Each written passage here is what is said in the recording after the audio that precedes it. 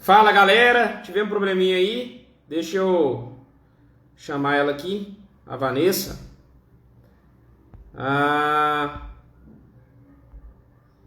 vai.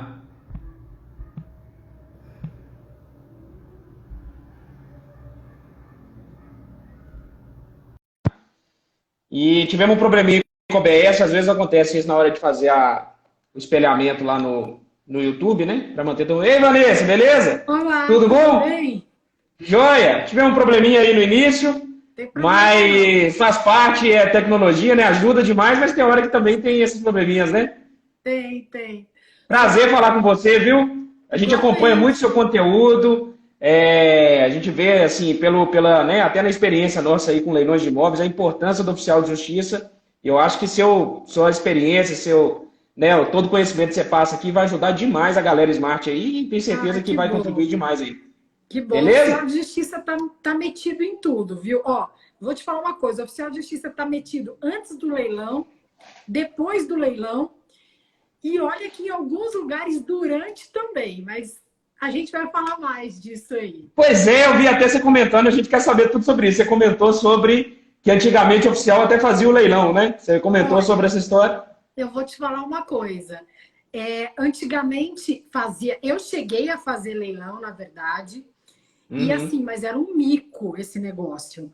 Porque eu tô falando assim, de início de 2000, mais ou menos assim, de 2006 para trás. A gente tem a lei do processo eletrônico, né, que é de 2006.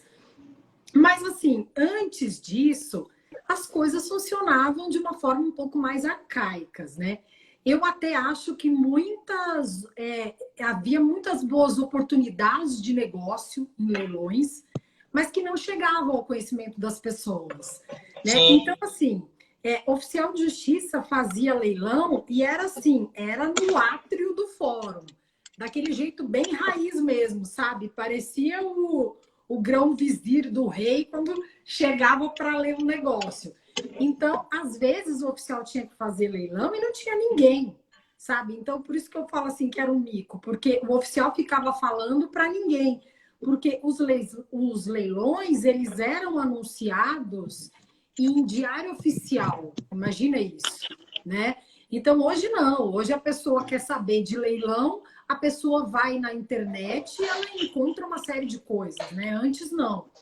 Então, sim, eu cheguei a fazer leilão, sim. Muitas vezes não tinha ninguém, nenhuma pessoa interessada, apesar de existirem bons negócios, né? Mas cheguei a fazer e até antes dessa live eu estava conversando com um colega oficial que é muito atuante no estado do Pará e ele me disse que no Pará os oficiais de justiça fazem leilões ainda hoje, né? Então, a gente percebe aí que, dependendo do estado do país, também a coisa é um pouco diferente. Ah, com certeza, né? Você sempre tem ali as peculiaridades de cada estado, né? De cada situação. Mas que tempo, hein? Que tempo que realmente.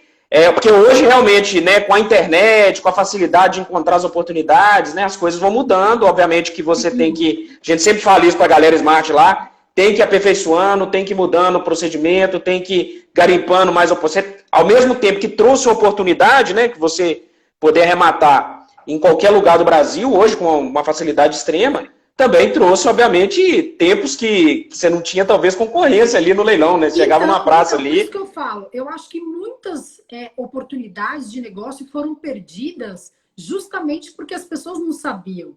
E os que sabiam, as pessoas mais antenadas, eu acho que fizeram muitos negócios aí de sucesso, entendeu? Mas é isso, é uma época aí das antigas e uma escola igual a de vocês, assim, que ensinava o pessoal a bem arrematar, era impensável. Não Era tinha. impensável, né? Era uma época que realmente cada um guardava ali para você, obviamente você não tinha É. essa amplitude toda, né? Mas é show de Uhum. bola demais. Eu estou tentando até aceitar o Pedro aqui, mas vamos começando já o nosso bate-papo. Vamos lá. Né, as atividades ali do oficial de justiça, elas estão todas descritas ali, né, basicamente, né? Obviamente você tem matérias regulamentares tratando das atividades em nível mais específico, né?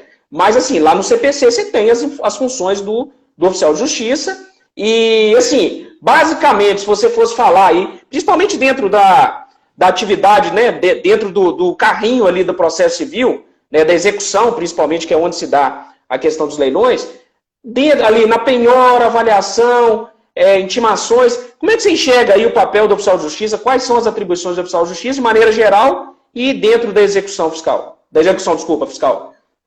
Então, eu falei fiscal aqui por causa da questão da tributária, nós somos da área tributária, sim. A gente tem esse hábito de falar execução fiscal, mas qualquer execução segue aquele carrinho ali, penhora, avaliação, intimações, sim, enfim. Na verdade, eu até faço muita execução fiscal porque eu sou da Justiça Federal. Então, assim, a gente tem muita execução fiscal na Justiça Federal.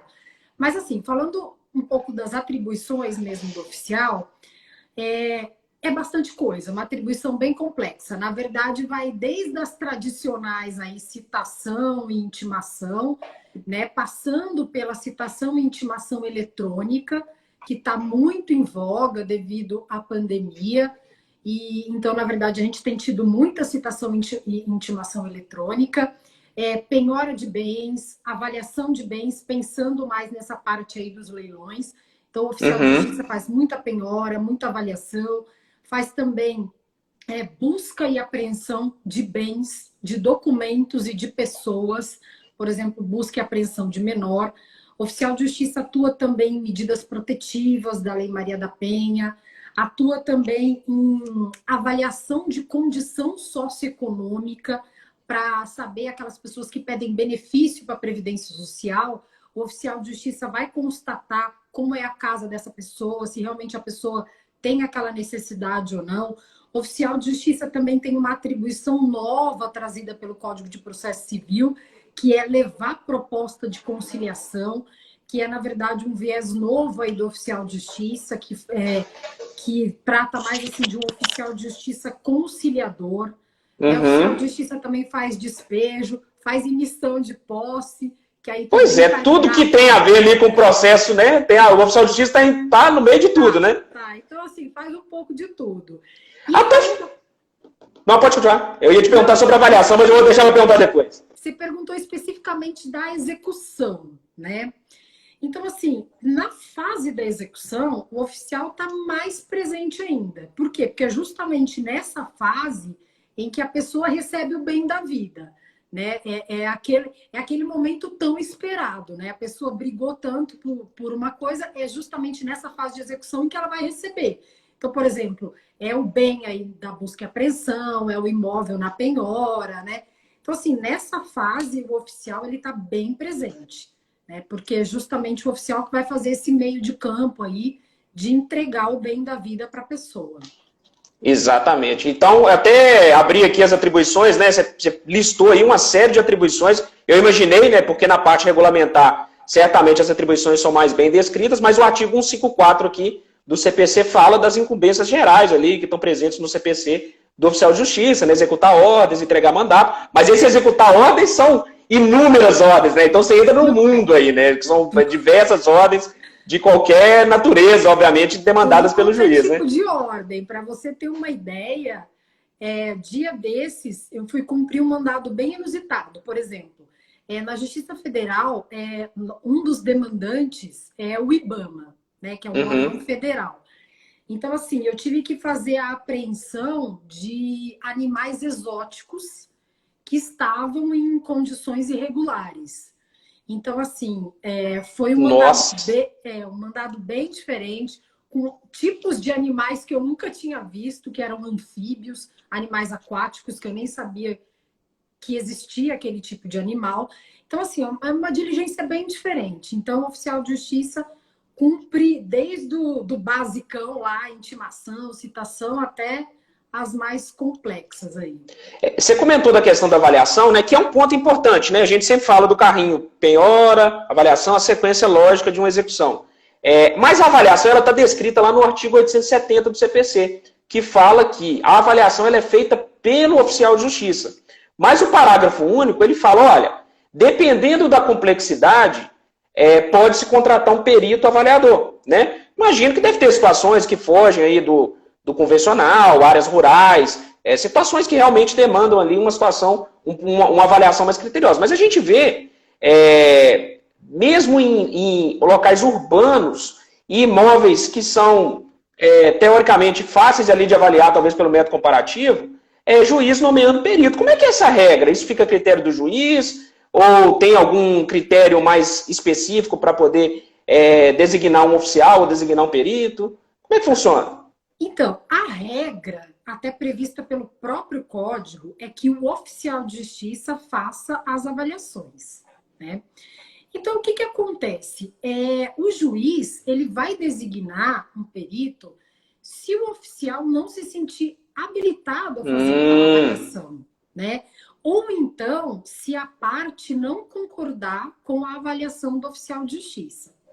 Então, eu posso falar um pouco mais da avaliação, se você quiser aqui. Eu não sei se você quer ficar só nisso mesmo. Não, eu queria até, até a questão da, né, dos tópicos que a gente queria tratar com vocês, até mesmo como que o oficial faz a avaliação do imóvel, né? Mas surgiu essa curiosidade aqui sobre a questão da indicação, porque a gente vê que muitas vezes são indicados oficiais e outras vezes são indicados peritos. O código prevê isso, essa faculdade, mas como que se dá essa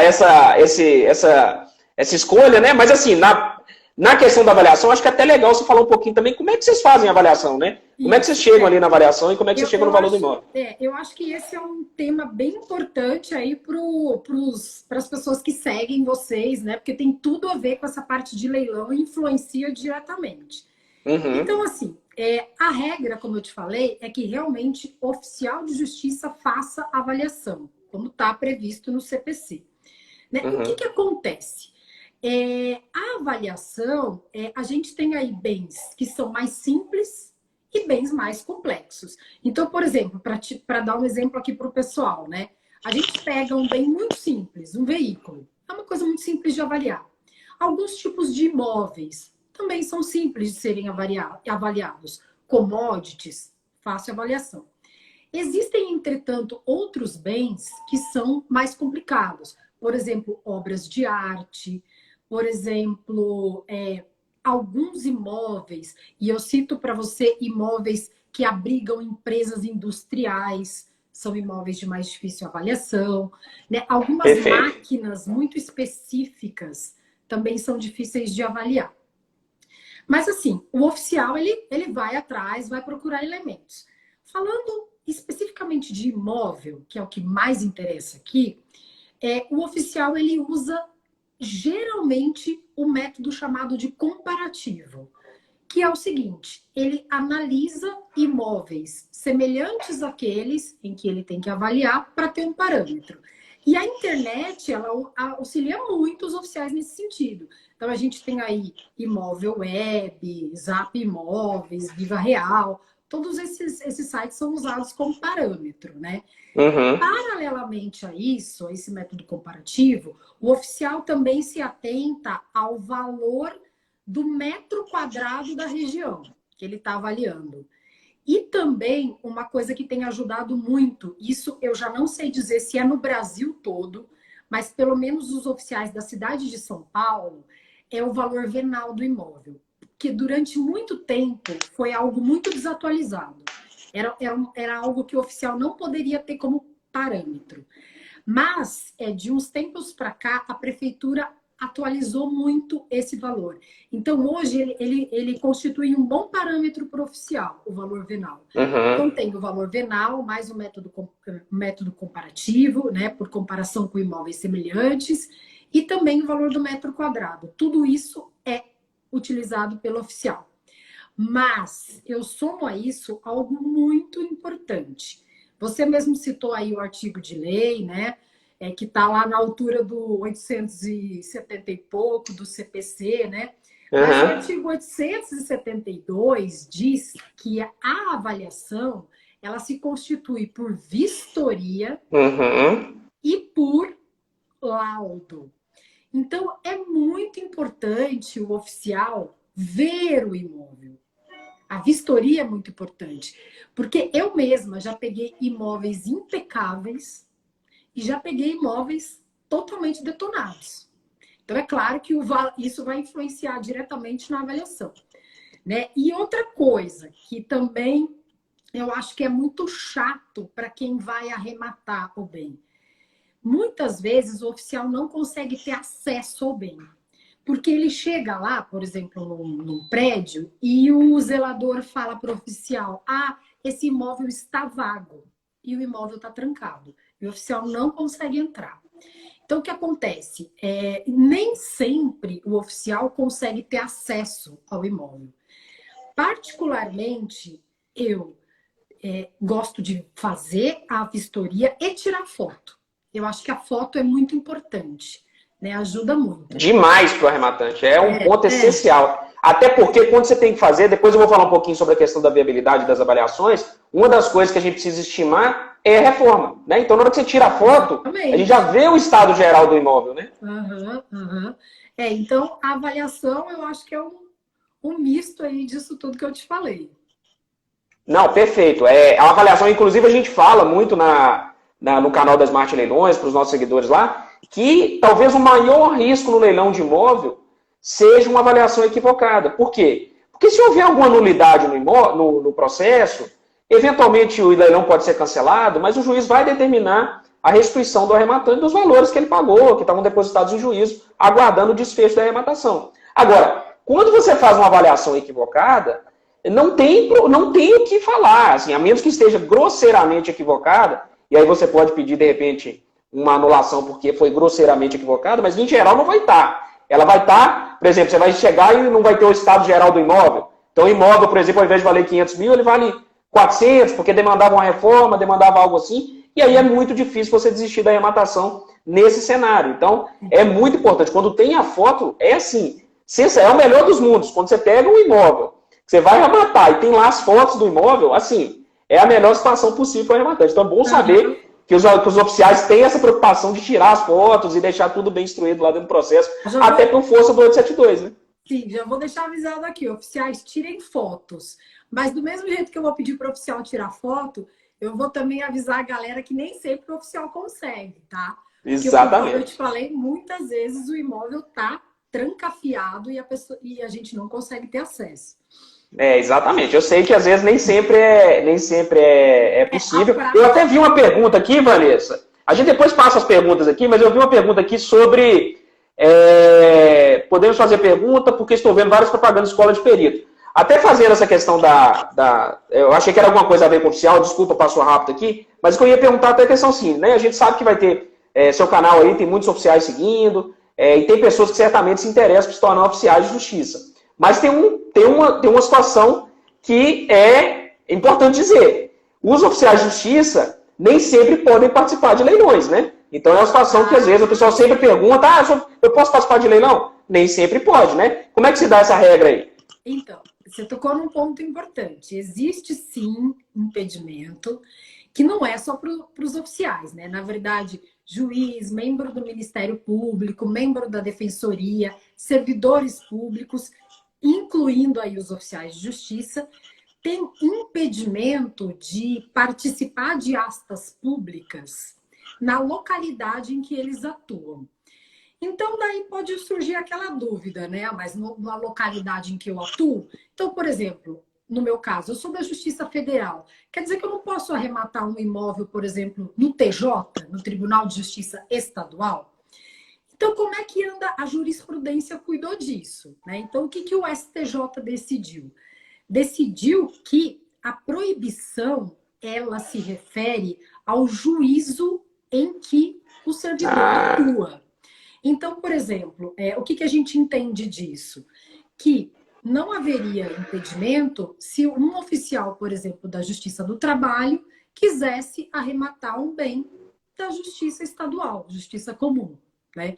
Então, a jurisprudência dominante parece ir nesse sentido, né? E o impedimento, então, ele vai em relação ao juízo em que o oficial atua. Se a gente pensar em uma central de mandados, né?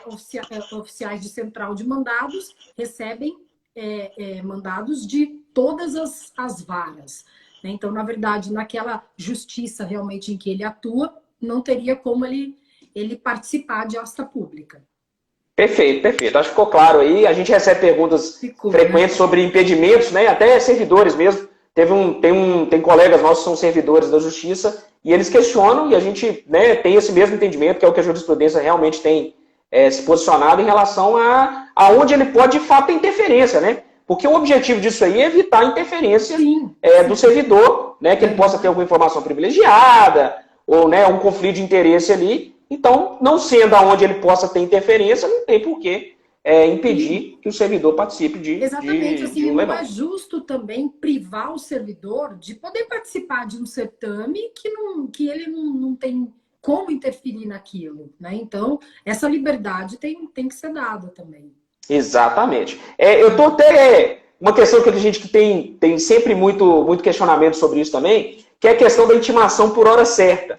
Né? A gente sabe ali da dificuldade, às vezes, de encontrar o devedor, muita gente escapola ali, evita a notificação a qualquer custo, e a gente sabe que isso aí, certamente, né, a justiça, ela protege a ciência, né, protege ali os direitos processuais do devedor, mas tem um limite, né, e tem um limite que você precisa colocar, porque senão a execução não anda, senão os processos não andam, então a gente ficaria refém do devedor voluntariamente se apresentar para receber intimação. Como é que funciona aí na visão, né, na prática ali do oficial de justiça, como é que funciona essa questão da intimação por hora certa? Funciona? Como é que isso tem dado o resultado? Então, eu vou falar um pouquinho, antes de entrar nesse assunto, eu vou só falar, eu tenho vídeos de tudo quanto é jeito lá no meu canal do YouTube, né, o Papo de Oficial. E eu tenho um vídeo com muita visualização, que é justamente assim, o nome do vídeo é o que acontece se você não receber o oficial de justiça, né? Então, assim, eu acho que tem muita visualização, até porque muita gente pensa em não receber o oficial. Então, assim, falou em hora certa, pensou em pessoa que quer fugir do oficial. É isso. Então, hora certa e pessoa que quer se esconder andam juntas, né? Para a pessoa entender melhor. E, na verdade, o artigo 252 do CPC, ele prevê a citação por hora certa, né? Eu até tenho um vídeo que eu explico bem essa diferença entre citação e intimação, né? Mas, então, a lei prevê a citação, que seria aquele chamamento inicial para a pessoa responder ao processo. E a intimação já é um pouco diferente, é para a pessoa tomar conhecimento de alguma coisa do processo, participar de uma audiência, enfim. Mas, como a citação é o mais, e para o mais é permitido a citação por hora certa, é permitido que se faça a hora certa, então se pode para o mais, dirá para o menos, que é a intimação. Então, sim, existe também intimação por hora certa, só para deixar claro, e eu acho que interessa muito para o pessoal aqui a intimação da penhora. Então, sim, pode também existir intimação por hora certa da penhora. E o que precisa para o oficial fazer esse tipo de intimação? Precisa de 2 requisitos. O requisito objetivo, que é o oficial de justiça ir até a casa da pessoa por 3 vezes. Por que por 3 vezes? Ele vai por 2 vezes. Se ele já começar a desconfiar que aquele lá é um réu fujão, um réu que está querendo se ocultar, na 3ª vez, ele pode concluir a intimação por hora certa. Ele vai dar a pessoa por intimada.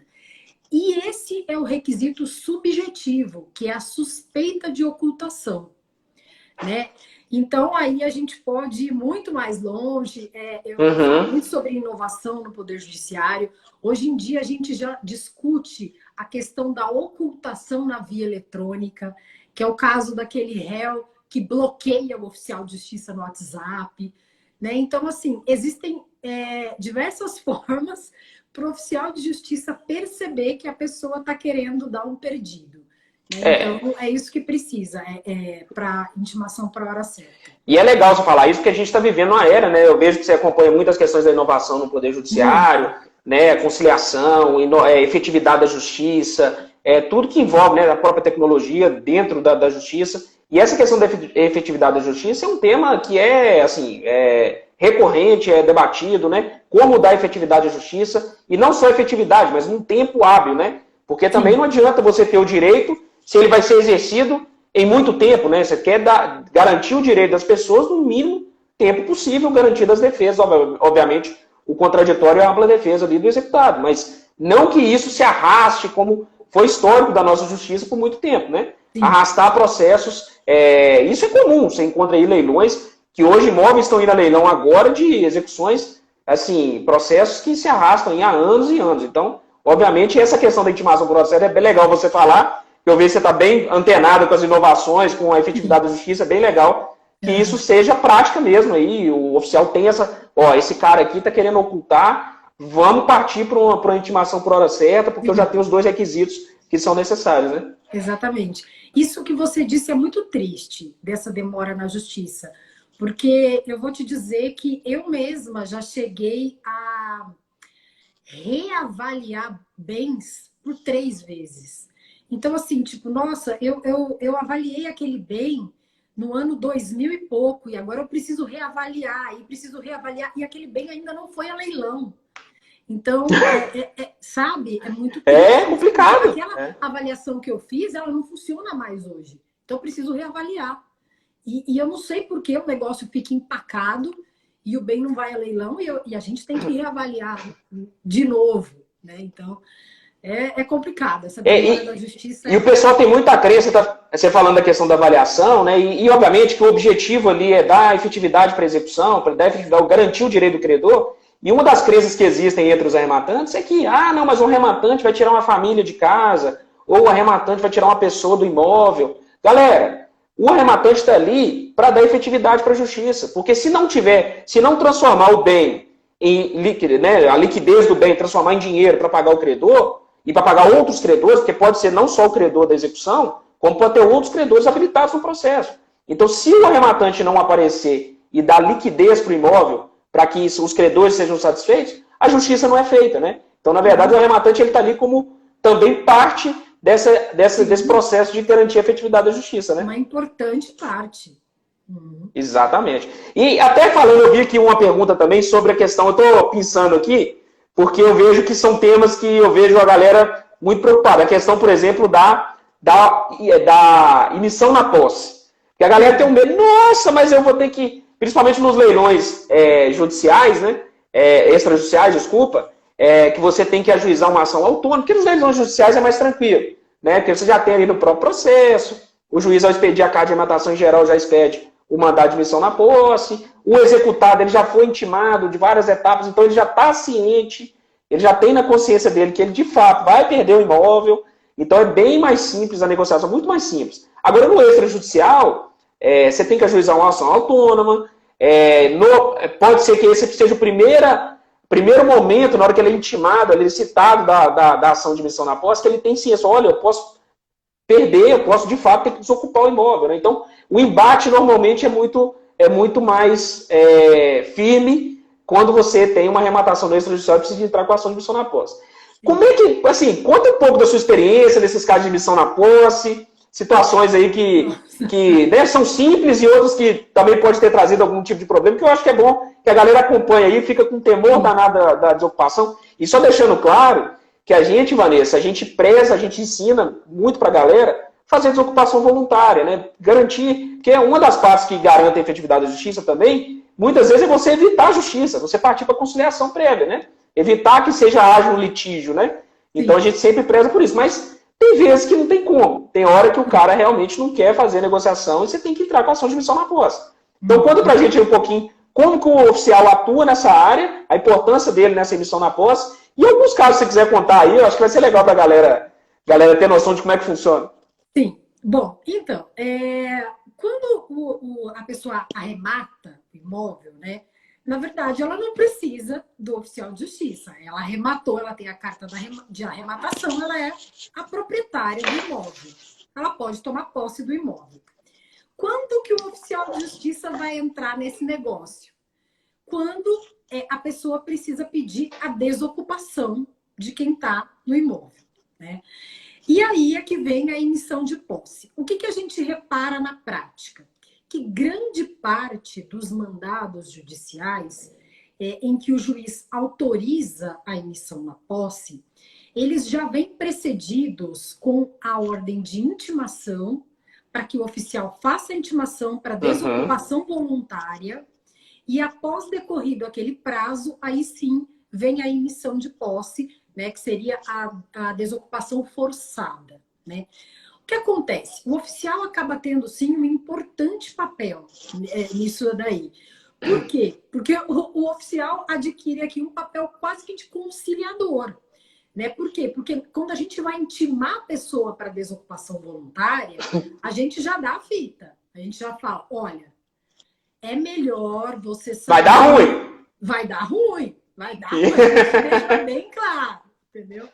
Então, assim, olha, vai ficar chato esse negócio, tem sua família, tem os vizinhos, a gente tem que chamar a polícia. Então, assim, o oficial deixa bem claro, né? E, assim, geralmente dá certo. Geralmente a pessoa, não, realmente está correto isso aqui, eu preciso sair, eu vou sair, só me dá uns dias. Então, geralmente na prática isso funciona bem.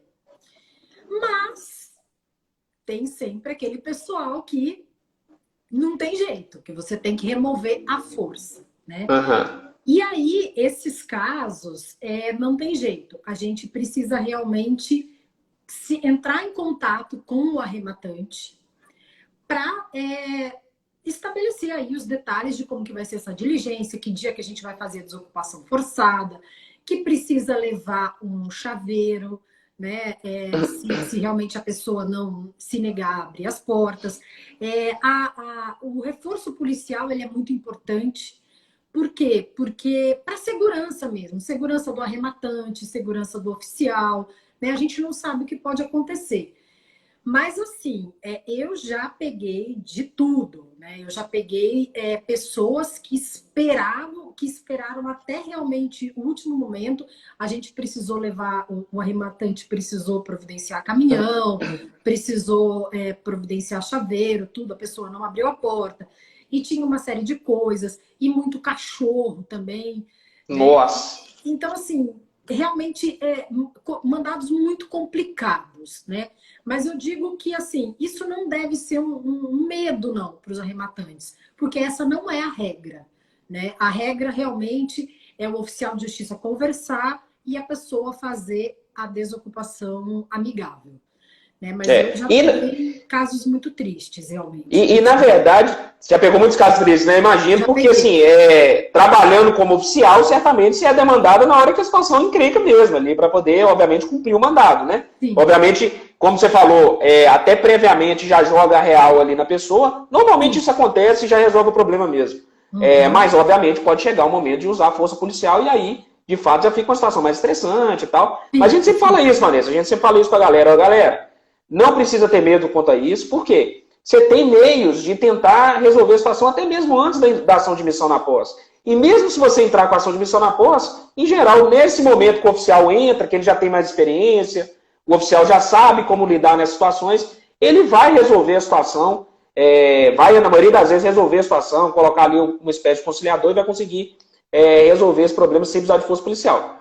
Mas, obviamente, tem que saber que pode acontecer. Pode acontecer. Uma dica que eu dou para o arrematante é que quando ele for pedir, havendo a necessidade, né, de se fazer a desocupação, que ele sempre informe os contatos dele. Por quê? Porque o oficial vai precisar entrar em contato. Então, tipo, parece uma coisa óbvia, né? Mas eu já peguei mandados em que não tinha o contato realmente do arrematante, eu não tinha contato de ninguém, eu precisei devolver o mandado para que isso fosse providenciado. Então, isso tudo atrasa. Quanto mais informações, melhor. Né? A gente já teve problema, por exemplo, do mandado não vir com força policial. Então, veio, intime, aí vai lá e intimou. Aí passou o prazo para o cara sair. Não, então vamos lá agora tirar a pessoa. Não, mas não pode, porque agora o mandado tem que sair outro mandado com força policial, aí demora para tirar o mandado, outro mandado. Então, né? Já pede ordem de arrombamento, já pede reforço. Já pede tudo. Já pede tudo. Para o mandado já sair completo. Exatamente, porque isso aí já agiliza. Até para o oficial também. Porque o oficial fica numa situação complicada, porque ele não tem a ordem do juiz para chamar a polícia. E ele fica na situação, olha, não, tem que pedir outro mandado, né? Então aí acaba atrasando o processo ali como um todo, né? Então a gente vai com o tempo, a gente vai aprendendo essas coisas, agora a gente já vai lá e já pede, já pede o mandado com a ordem de arrombamento e uso de força policial, que aí já resolve, se a pessoa não cumprir no prazo, já está tudo resolvido para o oficial vai ajudar a gente nessa desocupação, né? E, assim, algum caso específico que você teve de, assim, essa questão do cachorro e tal, alguma situação que você teve um embate ali com desocupação, que você teve que realmente usar a força policial para arrombar e entrar no imóvel ou não? Assim, chegou só no prazo final, mas a pessoa saiu voluntariamente, não precisou de arrombar nem nada, já chegou alguma situação de precisar de arrombar? Já cheguei. Na verdade, assim, quando a gente fala em emissão de posse, a gente tem que ter uma visão muito ampla, né? Então, por exemplo, a gente tem desde aquelas emissões de posse mais simples, por exemplo, aí num imóvel, numa casa, numa residência, como a gente pode ter uma emissão de posse num prédio público.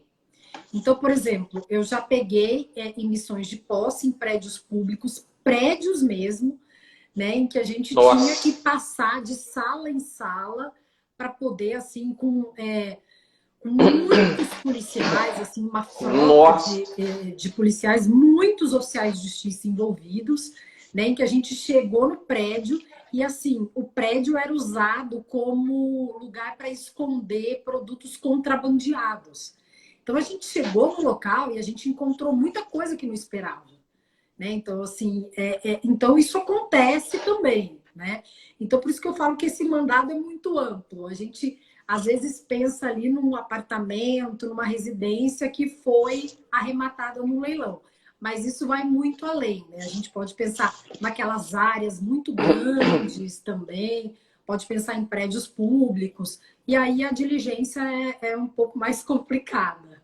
Sim, verdade. E a gente até fala que por isso que é importante até o arrematante, antes de arrematar, conhecer a situação do imóvel, saber quem ocupa, qual a situação do ocupante, porque muitas vezes o ocupante, por exemplo, acontece com frequência, às vezes, principalmente em leilões judiciais, né, que você não tem a figura da alienação fiduciária, o proprietário ele pode dispor do bem, e às vezes começou a execução e dispôs, fez um contrato de gaveta, já tem uma pessoa morando há muito tempo lá, fez benfeitoria no imóvel, ela vai dificultar certamente a emissão na posse, então vai ser um litígio, vai ser litigiosa. Então o arrematante ele tem que estar preparado para situações em que, de fato, a desocupação amigável ela não vai ser possível. Né? Então você vai ter que realmente litigar ali com o ocupante para tentar desocupar o imóvel. Então, acho que conhecer esse perfil, né, do que espera previamente a arrematação, acho que poupa muito do desgaste da surpresa, do elemento surpresa. Né? O arrematante, a gente fala sempre, o arrematante ele não pode ser surpreendido. Ele tem que prever tudo que for possível prever, obviamente, antes do leilão. Não adianta você chegar depois, mas eu não sabia que fulano... Acho que assim, hoje a gente tem tanta ferramenta na internet, né? Sites que você consegue puxar a ficha de todo mundo. A gente indica para o pessoal aí situação cadastral. Você coloca o CPF lá, você puxa a ficha de todo mundo, liga para a pessoa, conversa. Então, acho que hoje tem muita ferramenta que ajuda nisso, né? De você já ter essa visão geral da arrematação previamente e evitar surpresa, né? Chegar num local, por exemplo, que tem um ocupante lá mais nervosinho, que pode te dar problema, que vai precisar requisitar a força policial, talvez numa ação de missão na posse. Acho que tudo... hoje a gente tem muita facilidade, né, Vanessa? Facilita demais hoje. Na verdade, o oficial ele consegue saber um pouco isso, porque é o que eu disse, quando ele faz a emissão de posse, o oficial ele não chega lá já com a polícia, não é assim. Existe aquela intimação prévia para desocupação. Então, o oficial ele consegue sentir um pouco da índole da pessoa. Então, ali o oficial já viu se vai ser uma pessoa mais difícil, se vai ser uma pessoa que vai criar caso, se é uma pessoa mais pacífica. Então, assim, esse feeling do oficial é muito importante. Por isso que eu acredito muito nessa conversa prévia entre o arrematante e o oficial. Porque o oficial já vai passar muita informação importante para o arrematante ali. Pro arrematante. E uma coisa que é muito negligenciada, eu vou dizer aqui, que é até um meme entre os oficiais, de que certidão de oficial de justiça ninguém lê. Mas é muito importante ler a certidão do oficial de justiça, porque ali tem muita informação importante. Então, assim, o arrematante vai querer dar uma olhada no processo, não passa batido na certidão do oficial, dá uma olhada ali. Porque pode ter muita coisa ali na certidão que vai ajudar o arrematante depois, na hora que ele precisa fazer uma desocupação. Então, atentar para a certidão do oficial é bem importante. não negligenciar informações que estão no processo. Às vezes tem muita informação valiosa ali de quem já foi no imóvel, né? O oficial, ele vai lá, tanto para fazer penhora, avaliação, ele já foi no imóvel e depois ele ainda tem essa situação que ele pode precisar de fazer essa negociação de ocupante e pode trazer informação valiosa para o rematante. Então fica a dica aí, galera, ó, não vamos passar batido lá na certidão do oficial não, que tem informação relevante mais. É isso aí. E outra coisa que é legal da gente falar também, Vanessa, é sobre a questão de nulidades, né? O oficial, ele está nessas etapas todas. Então, ele está lá, penhora, repetido, penhora, avaliação, intimações. Então, tem muito aí, nesse processinho aí, depois que, né, já determinou a penhora, desde a determinação da penhora, você tem vários pontos ali que devem ser checados. Porque o processo, obviamente, tem que garantir o contraditório e a ampla defesa, e as intimações, elas são necessárias. Por exemplo, a gente vê um problema sério em nulidades, por exemplo, intimação do cônjuge. Isso é uma coisa que acontece com frequência, tá? Não é tão incomum assim você ter processos sendo anulados, leilões sendo anulados, porque o cônjuge, que obviamente não está em regime de separação de bens, total de bens, ele não foi intimado da penhora, ou não foi intimado da avaliação, ou não foi intimado dos leilões. Como é que você vê essa questão das nulidades? Quais dicas você pode dar para o pessoal aí em relação às nulidades que devem ter um olho ali, o arrematante deve ficar com o olho grande para evitar qualquer problema? E olha que eu já peguei mandado judicial que não determinava que o oficial de justiça intimasse o cônjuge. Então, quer dizer, às vezes é falha mesmo do mandado, porque a lei diz que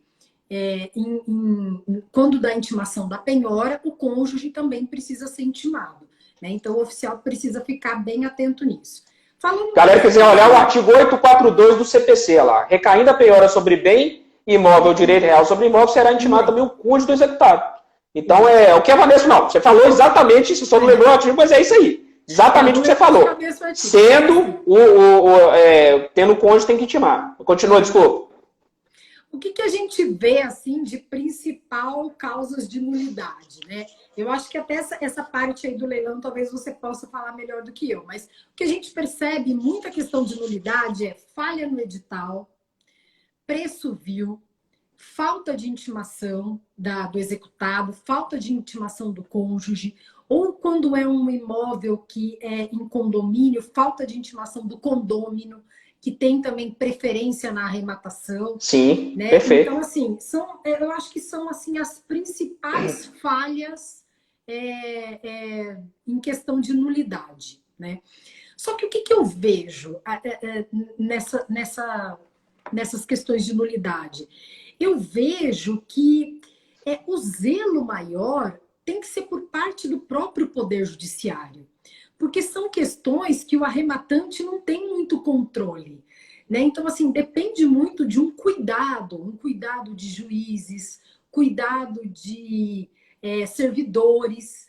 E falando especificamente aqui na questão do oficial de justiça, o cuidado do oficial quando ele faz a descrição do bem, quando ele avalia o bem e quando ele faz a intimação da penhora, tomando também o cuidado de intimar o cônjuge.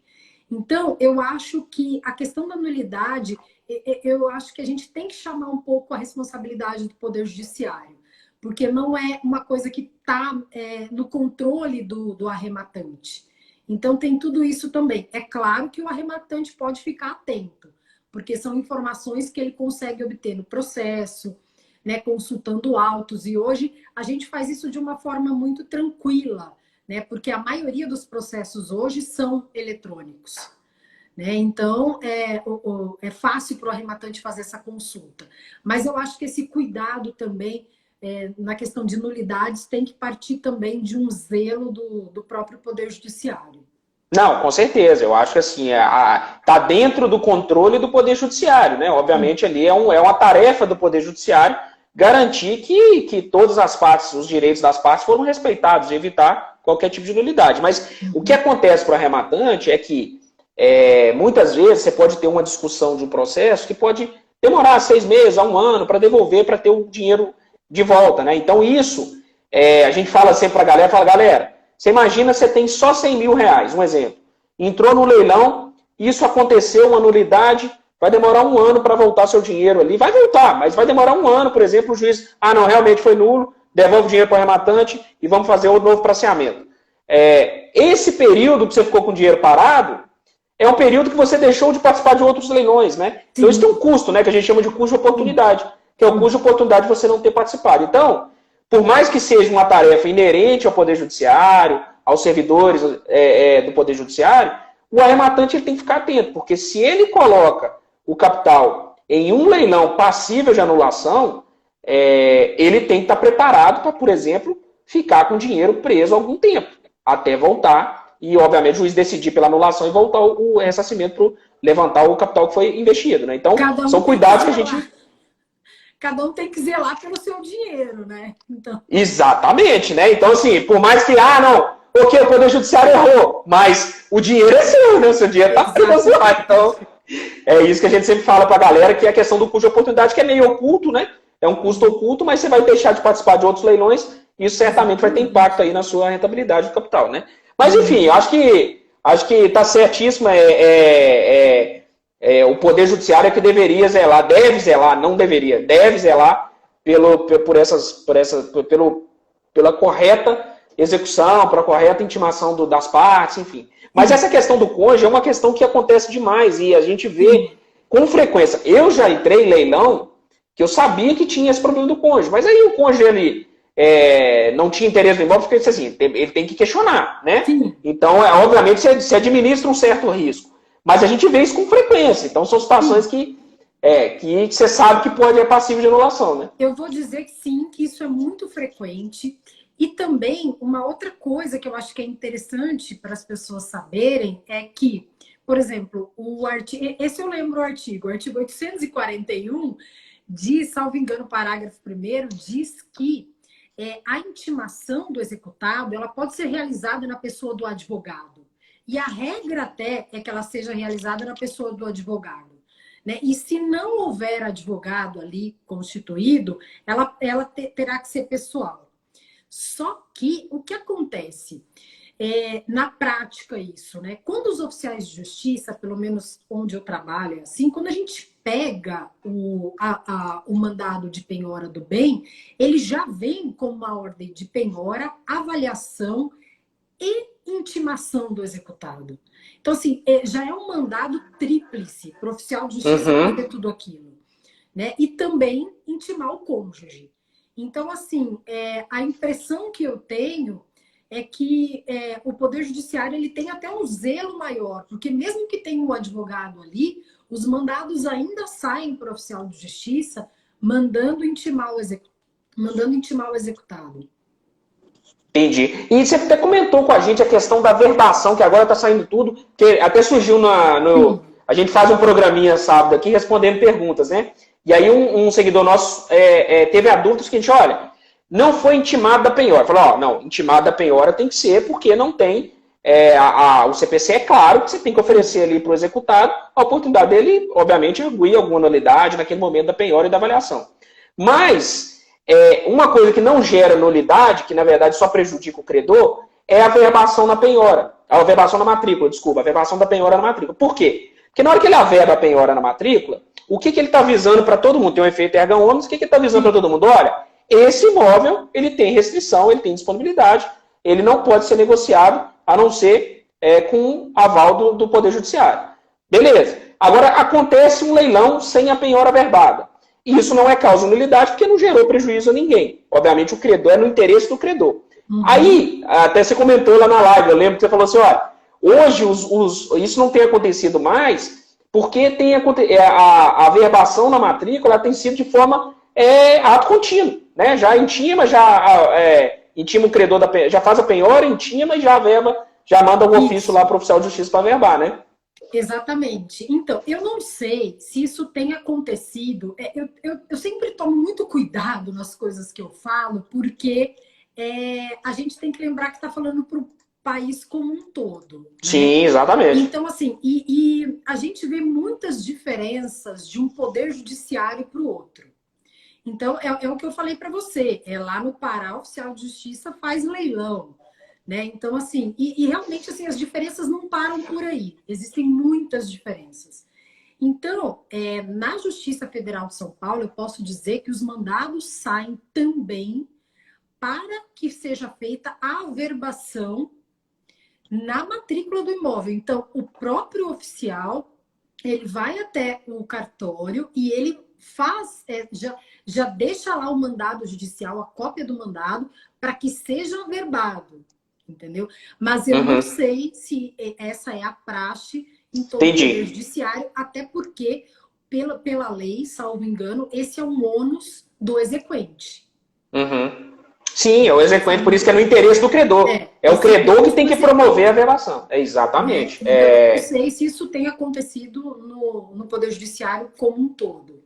Eu acho até que não, porque a gente vê que a gente trabalha, né, a gente tem avaliado leilões aí em Rio, São Paulo, Minas Gerais, né, que é a nossa área de atuação, e a gente vê ainda várias e várias matrículas com penhora recente sem averbação. Então, eu acredito que não seja uma praxe em nível nacional. Mas é bom saber que São Paulo está sendo vanguarda. Não sei se é vanguarda, não sei se começou em São Paulo, mas é bom saber que em São Paulo está sendo feito isso, porque, obviamente, São Paulo costuma ser vanguarda em alguns aspectos, obviamente, por ser o estado com maior população, enfim, acaba trazendo, não vou falar em tudo, em alguns aspectos, né, para algumas coisas, né, mas é bom saber, porque a gente, quem sabe no futuro isso aí seja, de fato, modelo para o Brasil, porque é complicado para o arrematante, muitas vezes, você ter penhoras que não são averbadas. Porque esse caso aí específico não prejudica o exequente. Prejudica o exequente somente, não prejudica o arrematante nem o executado. Mas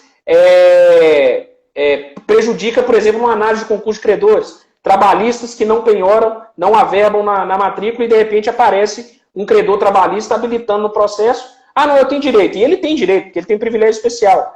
Mas para o arrematante é muito ruim, porque o arrematante não sabia daquela situação e aí, de repente, o trabalhista vem e morde uma parte do produto da arrematação. É uma questão mais voltada aí para a questão do concurso de credores, mas voltando para a questão da penhora, se isso virasse praxe, olha, toda vez que nós tivéssemos um procedimento ali para averbar na matrícula, seria sensacional para o arrematante. O arrematante ele não teria problema, mas não teria mais Kinder Ovo, não apareceria mais nada surpreendendo ele na hora da arrematação.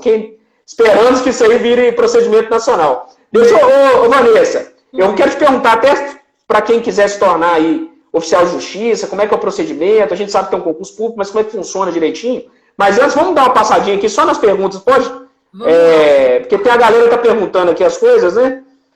E tem que aproveitar a sua presença aqui, porque, cara, seu canal é muito legal, a gente gosta muito, acompanha muito, e ter você aqui no nosso canal é muito legal, porque eu tenho certeza que muita gente aqui está tirando várias dúvidas sobre esse procedimento oficial, como é que funciona aqui. Ó. A internet revolucionou. Vamos ver aqui uma pergunta. Vanessa, poderia falar como se dá a citação por e-mail nessa pandemia? Sim. A Tati 3KS que está perguntando. Sim, sim. Na verdade, o ônus de informar endereço eletrônico, ele já está previsto na lei. Então, na verdade, já está previsto na lei que quando a parte peticiona, ela deve informar tanto o endereço físico quanto o endereço eletrônico. Né? Então, o que acontece? Na verdade, isso mudou muito depois da pandemia.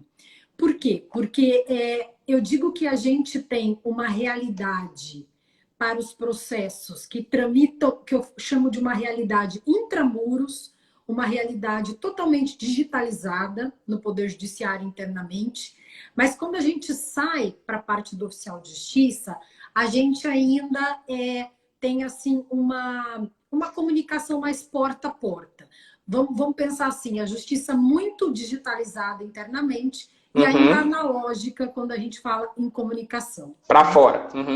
Mas isso não é culpa só do judiciário, não. Na verdade, assim, a lei, ela também não ajuda muito, porque ela estabelece a obrigatoriedade de ter endereço eletrônico para receber citação, intimação, apenas pessoas jurídicas de grande porte ou empresas públicas, né? Pessoas jurídicas de direito público. Então, na verdade, o cidadão e pessoas de pequeno porte, microempresa, que são aí 99% dos estabelecimentos do país, não têm a obrigatoriedade. Então, aí já tem uma dificuldade em se fazer a citação eletrônica quando a gente não tem a obrigatoriedade dessas pessoas de terem um endereço eletrônico para recebimento de comunicação da justiça. Mas, quando há a obrigatoriedade, respondendo aí a pergunta da pessoa que fez, eu não gravei o nome. Foi a Tati. Ah, tá. Então, respondendo a pergunta da Tati, né? A comunicação via e-mail para essas pessoas que têm a obrigação de ter um endereço eletrônico é muito simples. Ela tem a obrigação de ter aquele endereço e o oficial de justiça faz a comunicação, faz o envio da citação ou da intimação para esse endereço eletrônico. Está resolvido. Está resolvido. Agora, quando a pessoa não tem essa obrigatoriedade, que é um cidadão, que é uma microempresa, que é uma empresa de pequeno porte, o oficial, ele pode sim fazer a comunicação eletrônica, seja por e-mail, seja por WhatsApp, seja até pelo Messenger do Facebook, seja por direct do Instagram, mas o oficial precisa se certificar de que a pessoa recebeu aquela comunicação. Entendi. Tá? Então, isso é muito... Então você não tem a figura da notificação da intimação tácita. Porque quando ele tem o domicílio, você tem a figura da intimação tácita. Eu mandei, presumo que ele recebeu. Aqui eu não tenho a figura da intimação tácita, né? Não tem. Então, assim, o oficial precisa se certificar de que a pessoa recebeu. Isso é uma coisa nova, então a gente ainda tem estudado, e eu faço parte até de um grupo de estudos de inovação na Justiça Federal de São Paulo, em que a gente tem estudado essas questões. Então, assim, estão surgindo questões novas de como se daria uma hora certa na via eletrônica, como é que a gente cuida dessas questões da via eletrônica. Então, são questões que ainda vão chegar na jurisprudência, a gente ainda não tem jurisprudência formada sobre isso. Né? Mas então, respondendo a pergunta dela, o e-mail é desse jeito. Entendi. Tendo domicílio eleito lá é a situação mais simples possível. Você pode... O Chelsea perguntou... Beleza. O Chelsea perguntou aqui por que muitos oficiais não trazem imagem dos bens. Ela já explicou. Muitas vezes ela não consegue ter acesso ao bem, por isso que não traz as imagens. Né? Então, fica uma situação complicada, né? Você não conseguiu acessar o imóvel. Pode falar. Eu vou falar, mas assim, eu tenho que dar a real aqui, né? Porque assim, quem assiste meus vídeos lá no YouTube sabe que eu falo bem a verdade. Então, assim, não é só por isso também. O oficial de justiça, ele trabalha muitas vezes com os meios que ele tem. O tribunal, raríssimos os tribunais que fornecem algum equipamento para o oficial de justiça. Hoje já se fala mais nisso, porque a gente está vivendo a era das comunicações eletrônicas. Então, hoje já se discute questões de tribunal fornecendo celular para oficial, fornecendo outros meios, tablets, enfim. Então, a gente tem muitos oficiais também que não se sentem à vontade de utilizar o próprio equipamento, ou às vezes possuem equipamentos que são mais antiquados até, ou às vezes trabalham em locais muito perigosos e nem andam com equipamento. Porque existem muitos casos de violência contra o oficial. Violência mesmo. Né? Então, assim, em muitos casos o oficial não tem acesso ao bem, realmente ao imóvel. Mas em outros casos o oficial não tem o equipamento. Eu uso o meu mesmo. Eu tiro foto sempre que eu posso, uso o meu celular, eu não tenho problema. Mas eu também respeito as peculiaridades daqueles oficiais que não trabalham dessa forma, entendeu? Entendi. Então, tem N fatores aí, né? O principal é não acessar o imóvel, mas tem outras questões aí que podem afetar essa obtenção de fotos, né? A Tati perguntou também onde se encontra o valor do metro quadrado. Eu imagino que ela esteja falando do metro quadrado da avaliação da prefeitura, né? Ou não.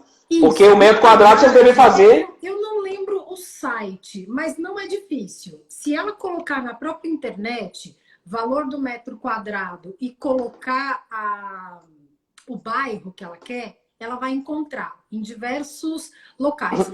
Mas, sinceramente, eu tenho que pedir desculpa. Eu não lembro aqui de cabeça o site. Aqui na prefeitura, nós somos auditores fiscais da prefeitura, né? Então a gente trabalha exatamente com avaliação, só que em Belo Horizonte, a mesma coisa que faz lá em São Paulo na questão da planta genética, né? Em Belo Horizonte você tem, o IPTU ele é baixado por lei, você tem que ter uma lei, no caso de São Paulo baixou, porque está atualizado lá, eles fizeram uma lei obrigando o prefeito a atualizar de 4 em 4 anos, então por isso que lá tem menos defasagem. Mas você tem uma lei, você vai lá e procura, normalmente a tabela vem com zona homogênea, em Belo Horizonte pelo menos é assim, zona homogênea, e o valor do metro quadrado. Aí você tem que corrigir, verificar se tem algum índice de correção. Sim. Não é complicado, porque na verdade você não vai... Ali não é para saber exatamente, é para você ter uma noção, acho que em ordem de grandeza, né? Então não tem muito problema você ter perdido alguma atualização ali, e pela lei do município você vai encontrar. O arrematante pode questionar o valor, caso não tenha foto. Na verdade, ele está afirmando, na verdade, o Peterson. Ele está afirmando que o arrematante pode questionar caso não tenha foto. Poder pode, você pode questionar tudo. Agora você vai, cada vez que seu elemento ele é mais simples, né, ele não é, quanto mais robusto for a sua argumentação, mais chance do juiz, por exemplo, aceitar a sua desistência da arrematação. Simplesmente por não ter foto, acho que fica numa situação assim, pode cancelar, você vai encontrar juízes aceitando a desistência, né, Vanessa? Mas não é cristalino o erro flagrante ali na hora de fazer o leilão, né? Eu digo uma coisa, na jurisprudência a gente vê de tudo. Tudo. Se você procurar, ele vai encontrar com certeza casos de juízes que não aceitaram essa alegação, como vai encontrar casos de juízes que aceitaram. Então eu acho que isso tem que ser aliado a outros elementos. Né? E eu sempre falo que assim, o Poder Judiciário, né, o juiz, ele, obviamente, você tem as questões legais, mas o que manda no processo é o elemento de prova. Né? Então você tem que mostrar, o objetivo da lei é falar o seguinte, olha, isso afetou a decisão do arrematante em relação ao imóvel. Né? Ou seja, ele teve um ônus não mencionado, ele teve uma situação que comprometeu a avaliação. Então o elemento de prova é muito importante. Né? Então você trazer um elemento de prova que não tinha foto, né? Se tinha outros meios de você conseguir, né? Então assim, é aquilo, né? Quanto mais robusto for o seu elemento de prova, maior a chance de você ter sucesso na demanda judicial. O juiz julga, né? Lógico, ele aplica o direito às provas, mas na verdade o caso concreto, as provas que você leva ao processo são fundamentais na formação da convicção do juiz. Né? Pode avaliar o imóvel sem fazer vistoria? Pergunta do Jesse. Ele perguntou 2 vezes se é possível avaliar o imóvel sem fazer vistoria. Tá, então, aí a gente cai naquela questão que eu te falei. A lei diz que a avaliação ela é composta por laudo mais vistoria. O que acontece? Algumas vezes, não diria muitas, mas algumas vezes, o oficial ele não consegue fazer a vistoria interna do imóvel. Então, ele vai ter a visão externa do imóvel e mais as informações, às vezes, de imóveis semelhantes àquele. Então, quando ele não consegue a vistoria, sim, o oficial faz sim a avaliação, mas ele informa ao juiz de que essa avaliação foi feita daquela forma. Então, assim, isso tem que ser informado, que não foi possível fazer a vistoria, que a avaliação foi feita daquela maneira. Então, isso também vai estar constando lá na certidão do oficial de justiça. Aí que eu falo, leia! Aqui tem uma pergunta da Tati aqui também sobre servidor público do executivo também tem impedimento. Do executivo, né? Ela quer saber se do executivo tem impedimento. Eu desconheço, sinceramente, eu não estou lembrando aqui da restrição do Poder Executivo. Não, qual interferência? É que ela pensar na finalidade da norma. A finalidade da norma é você ter conflito de interesse, você ter alguma informação privilegiada, é servidor do executivo não tem nenhuma informação privilegiada a respeito do processo. Não tem necessidade da norma prever uma limitação para o Poder Executivo, né? A gente pode pensar naqueles membros do Poder Executivo que participam de alguma forma do processo.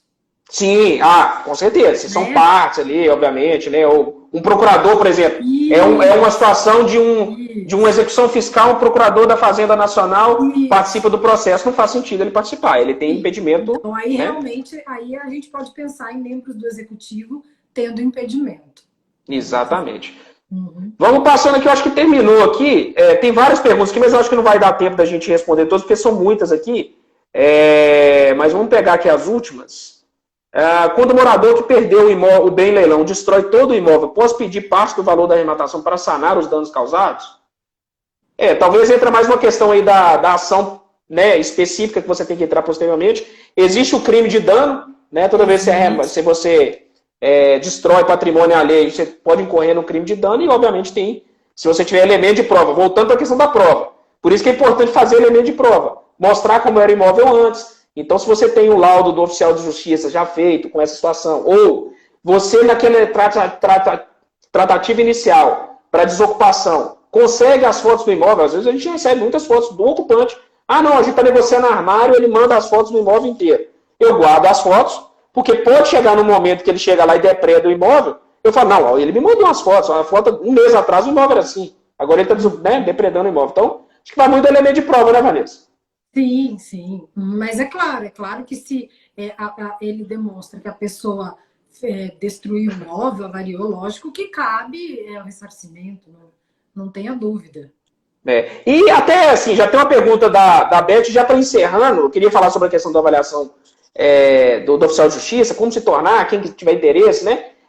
Primeira coisa, ela pergunta da questão da disponibilidade. Sempre que você precisar ali de uma emissão na posse, o oficial de justiça está disponível, ele sempre vai ter a figura do oficial de justiça para auxiliar na emissão na posse? Tem que ter, porque o oficial de justiça tem que cumprir o mandado. Né? O mandado está na mão do oficial, ele vai ter que cumprir.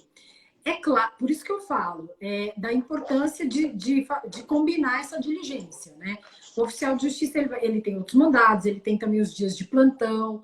Nesses dias, é claro, ele não vai ter disponibilidade para cumprir a ordem. Mas sim, todas as vezes que eu tive que fazer emissão de posse, a combinação foi perfeita, deu tudo certo, a gente encontrou um dia, um horário que ficava bom para todo mundo. Então, assim, é questão de conversar. Sim, o oficial de justiça, ele vai estar disponível aí, uma questão de conversar. Perfeito, perfeito. E para finalizar, Vanessa, conta pra gente aí, para quem quiser se tornar oficial de justiça, já mostrou aí a importância da carreira dentro de um processo, o oficial de justiça participa praticamente de tudo dentro aí do leilão. Quem está acompanhando a gente aí, que acompanha para obter conteúdo sobre leilão de imóvel, o oficial de justiça é o parceiro fundamental aí do arrematante em todas as etapas, é ele que vai dar fiel cumprimento ali às ordens do juiz, é ele que vai ajudar na emissão na posse, ter um relacionamento bom ali com o oficial de justiça na hora de cumprir mandado é fundamental. E aí, quem quiser se tornar oficial de justiça, o que tem que fazer, Vanessa? Eu estou pensando aqui, depois de tudo que eu falei, será que tem alguém ainda que vai querer se meter à justiça, né? Mas eu não contei as coisas bem fortes que eu passei, né? Então, assim, como eu não contei essas coisas, eu acho que pode, talvez, ter alguma pessoa interessada. Mas, assim, eu acho que o mais importante é a pessoa procurar o edital do concurso que ela quer fazer. Por quê? Porque a gente tem uma variação muito grande entre os concursos. Por exemplo, se a gente pensar em justiça estadual, a gente tem tribunais que exigem curso superior, que aceitam curso superior em diversas áreas. A gente tem outros, que na verdade a maioria, que acabam aceitando só o curso superior em direito. E eu acho que ainda há uns 2 estados, salvo engano, 2 ou 3, que ainda exigem apenas o 2º grau. Então, é muito importante a pessoa fazer essa pesquisa. Onde que ela quer prestar o concurso? Qual é o Tribunal de Justiça? Ah, não, é federal, é Justiça do Trabalho? Pega o edital daquele tribunal que ela deseja, o último edital do concurso, e estuda em cima dele. Também pega questões interiores. Foi assim que eu fiz. Né? Na verdade, eu passei primeiro para oficial de justiça na Justiça Estadual, fiquei um tempo, depois acabei prestando para oficial de Justiça Federal e estou desde 2009. Então, funcionou. Né? Esse jeito aí, estudar em cima do edital, funcionou. Né? Mas a pessoa também precisa pensar um pouquinho na questão de se ela tem o perfil. Né? Porque eu já vi pessoas que entraram e acabaram saindo. Né? Não conseguiam dar conta de fazer aquela parte externa do trabalho, o trabalho de rua mesmo. Tinham perfil medo, fundamental, ficavam inseguras, né? Então, isso também é importante a pessoa pensar, né? Não dá para ter muito receio, não. Tem que ter pelo menos um pouquinho de coragem. Exatamente. Tem que ter perfil, né? A gente fala assim do serviço público de maneira geral, mas cada cargo dentro do serviço público tem as especificidades, tem as situações ali específicas, né, que você vai ter que enfrentar. E o oficial de justiça tem esse trabalho externo, que precisa, obviamente, se relacionar com as pessoas, vai ter certos embates, pode encontrar algumas situações mais complicadas, mas eu tenho certeza que, acompanhando o seu canal, a forma como você fala, eu acho que assim, você se mostra muito feliz com o cargo que você ocupa, com as atividades que você faz. E continue assim, viu, Vanessa? A gente agradece demais de você ter participado aqui da nossa da live aqui no nosso canal e por você fazer tanto conteúdo legal mostrando essas etapas ali que ajudam muito as pessoas, obviamente, que têm interesse nos processos, mas também os arrematantes que têm interesse ali de entender como é que funciona o processo de penhora, avaliação, intimação, tudo que envolve os oficiais de justiça, ocupação, enfim. Muito obrigado, viu? Queria te agradecer e... Pode falar, desculpa. Eu que agradeço e também parabenizo vocês pelo trabalho, um trabalho super importante aí de instruir mesmo, né, o pessoal aí que quer investir em aquisição de bens em leilão. Acho uma coisa muito válida, muito bacana.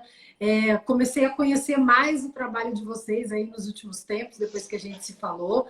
Também admiro muito. E eu que agradeço. Vou deixar aqui o meu contato. Eu Perfeito. tenho aqui, mas tem aí o @papo.d.oficial no Instagram.